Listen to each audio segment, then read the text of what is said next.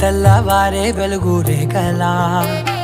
పచ్చ పచ్చ పచ్చి మట్టి బొమ్మలా అల్లి బిల్లి వెన్న పాల నురగలా అచ్చ తెలుగు ఇంటి పూల కొమ్మలా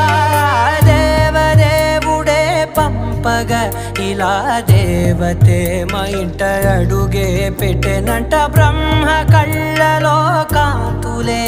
మా అమ్మలా మా కోసం మళ్ళీ లాలి పాడేనంట.